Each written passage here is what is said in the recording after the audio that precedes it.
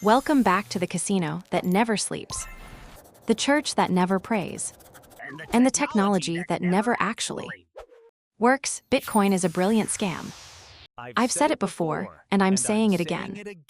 Because every few years, a new batch of exit liquidity, investors, wakes up and decides that math is a suitable substitute for personality.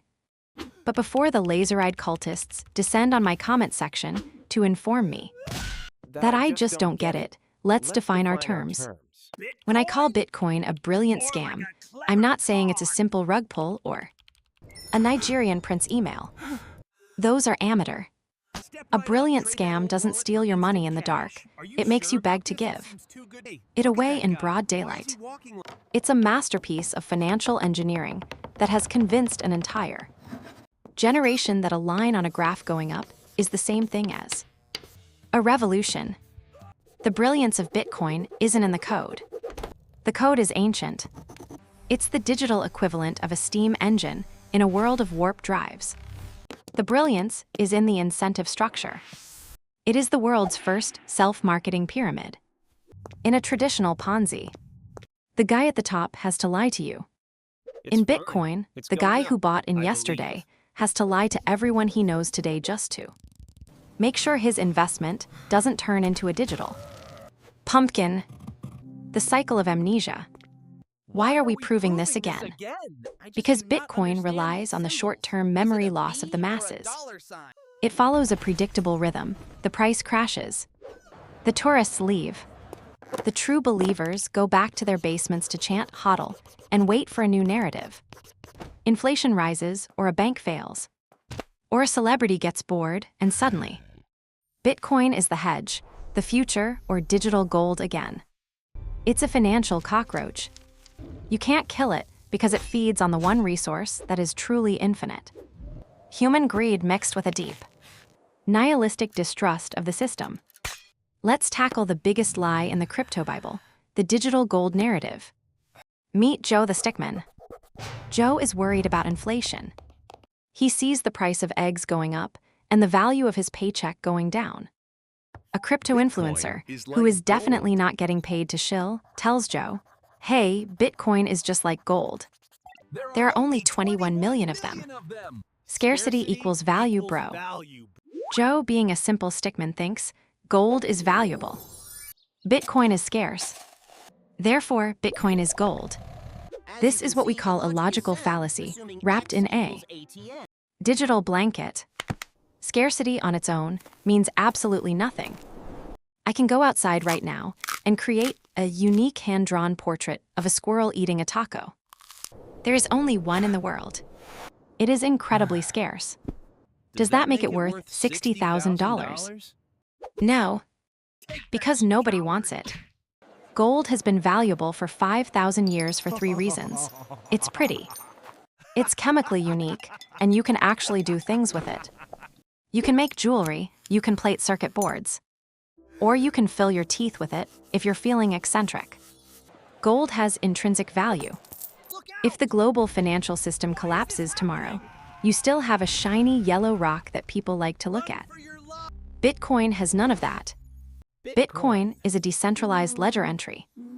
It is a line of code saying that Joe owns asset X if the electricity goes out, or the internet fragments, or people simply decide that asset X is stupid. Joe has nothing. He doesn't have a rock. He doesn't have a coin. He has a very expensive memory of a digital dream. The digital gold label is just a marketing sticker slapped onto a speculative gambling chip to make it feel respectable. It's like putting a healthy label on a bag of sugar. It doesn't change the ingredients, it just changes how guilty you feel while you're consuming it. The limited supply of 21 million is the ultimate bait. It creates a sense of fear of missing out. But here's the kicker: while the supply of Bitcoin is limited, the supply of Bitcoin-like things is infinite. There are thousands of altcoins that do the exact same thing as Bitcoin. Some do it faster. Some do it cheaper. If I have a limited supply of magic sand, but everyone else in the world Start selling wizard dust, pixie dirt, and enchanted silt, Magic sand isn't actually scarce anymore. The utility is being diluted by an infinite ocean of clones.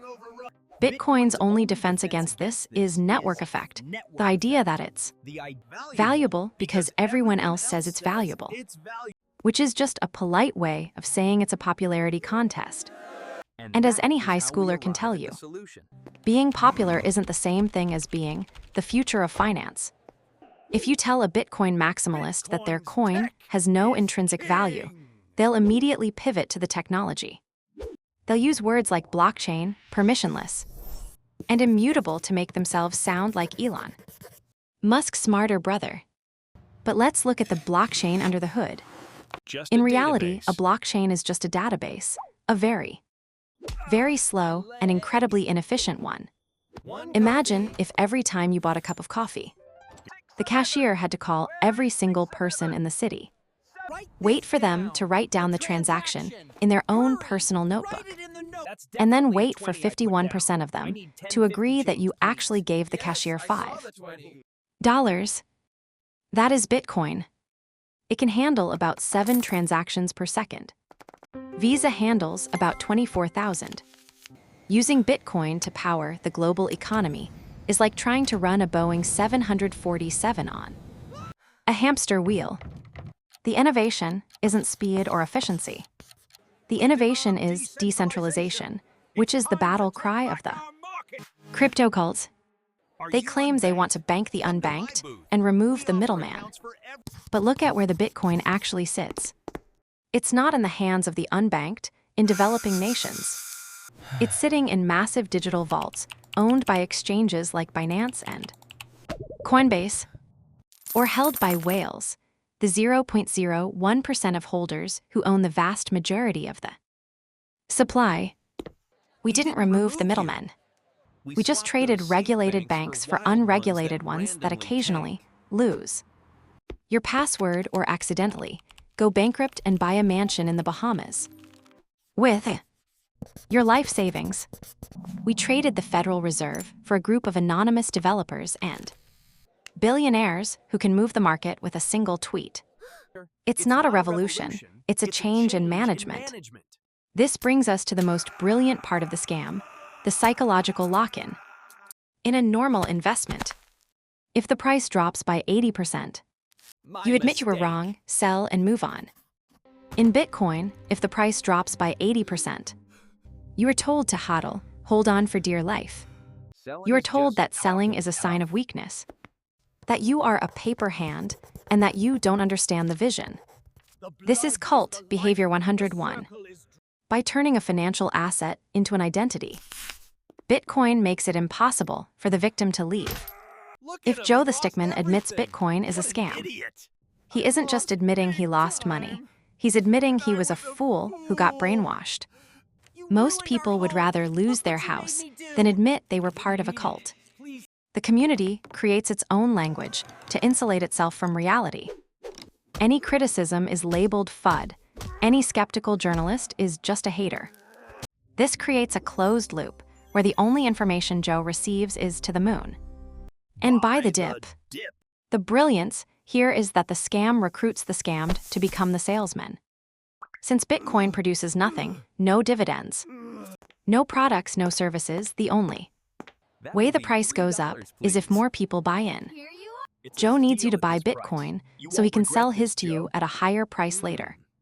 He's not a visionary helping you achieve financial freedom. He's an unpaid marketing intern for a 21st century pyramid scheme. Here is the math the influencers never mention. Bitcoin is a negative-sum game. In a positive-sum game, like the stock market, companies create products, generate profits, and pay dividends.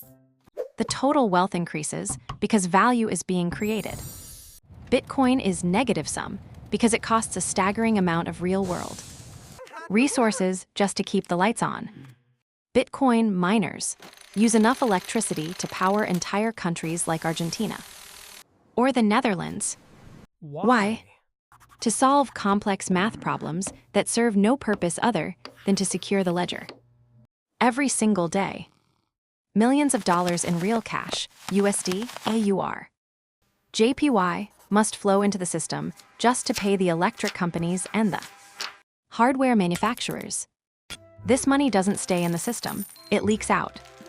This means that for every person who gets rich off Bitcoin, several other people must lose more than that person made, just to account for the electricity bill.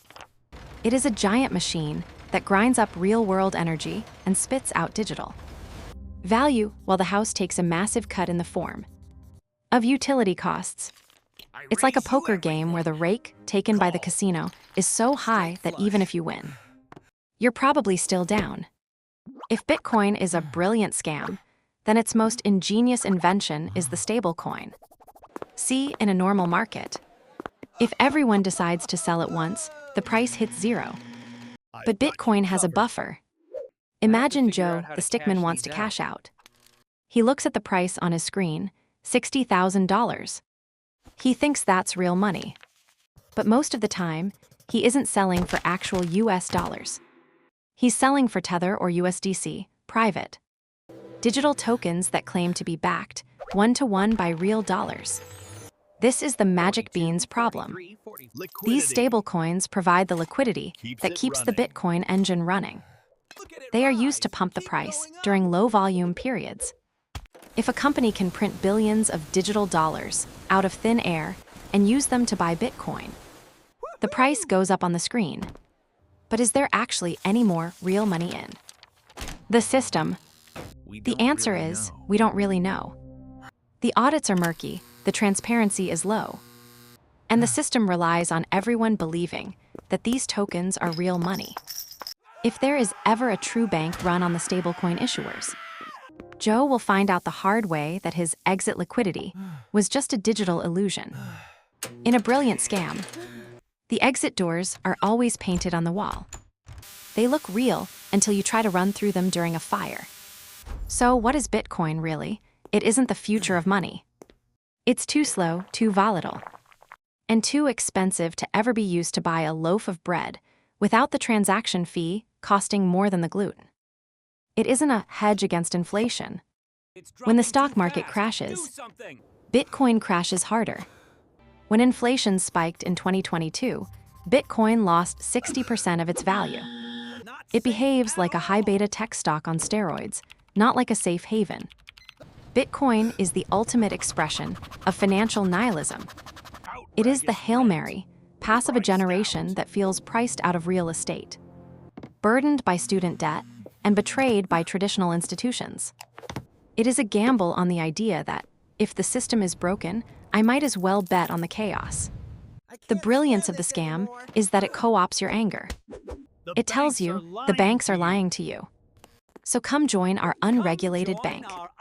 It tells you the government is printing money, so come join our system where we mine money with coal plants. The proof of the scam is in its survival. A normal scam dies once the lie is exposed. A brilliant scam survives by evolving. It changes its story every 4 years. 2011, it's a currency. 2017, it's a platform. 2021, it's digital gold. 2024, it's an institutional asset. Bitcoin is a brilliant scam because it has convinced the victims that they are the pioneers. It has turned the act of losing money into a test of faith. Joe the stickman is still there, staring at the screen. The line goes up, he feels like a genius. The line goes down, he feels like a martyr. But at the end of the day, Joe is just a gear in a machine that produces nothing but heat, noise, and a few new billionaires who got him before he did. Bitcoin isn't a revolution. It's just the world's most sophisticated, greater fool game, played at global scale in 24/7 high definition. And the most brilliant part, you'll probably go buy some after reading this just in case I'm wrong.